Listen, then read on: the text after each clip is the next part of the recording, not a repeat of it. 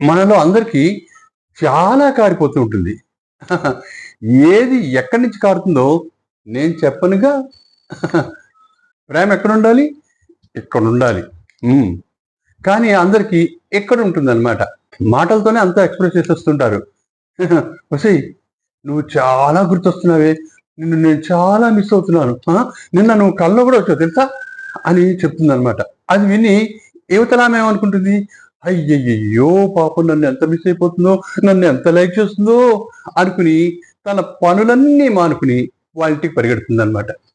ఈమెను చూడగానే ఎక్స్‌ప్రెస్ చేసిందే చాలా ప్రేమన్నట్టు. ఆమె బిత్తరపోతుందనమాట. ఇదేంటి? ఇది ఇప్పుడొచ్చింది? దీనికి ఇప్పుడు స్వీటు, హాటు, కాఫీ అన్నీ పెట్టాలన్నమాట. దండగ. దీనికి ఇప్పుడు ఇన్ని మర్యాదలు చేయాలా నేను? వీళ్ళకి పని పాటు ఏమి ఉండదు. ఇంటి మీదకొచ్చి పడిపోతుంటారు. అని అనుకుంటుంది మనసులో. పైకి మాత్రం వచ్చావంటే అబ్బబ్బబ్బా!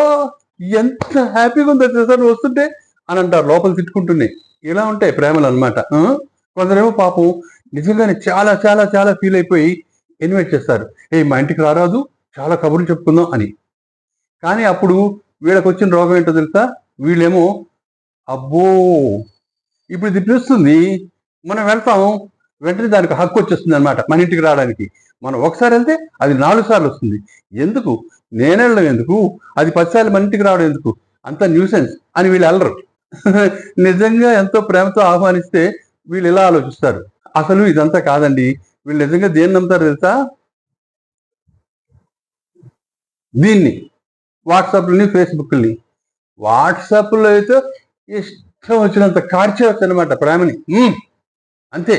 నా చిన్ని తల్లి, నా చిట్టి తల్లి, నా బంగారు తల్లి ఎలా ఉన్నావే అని ఫ్రెండ్స్‌తో మాట్లాడడం అనమాట. వీళ్ళు కూడా రెచ్చిపోయి అలానే మాట్లాడతారు. ఇద్దరు బోలెడంత చొంగ కార్చేస్తారనమాట. ప్రేమని చొంగ రూపంలో ఫేస్‌బుక్, వాట్సాప్‌ల ద్వారా అనమాట. అంతే. వాట్సాప్‌లో వాళ్ళ ప్రేమ కారిపోవడం చూసి మీరు గనక వాళ్ళ ఇంటికెళ్తే మీకు కారిపోతుంది అంతే. ఆ! ఈ వాట్సాప్‌ల ప్రేమల్ని, ఫేస్‌బుక్ ప్రేమల్ని అస్సలు నమ్మొద్దు. ఆ!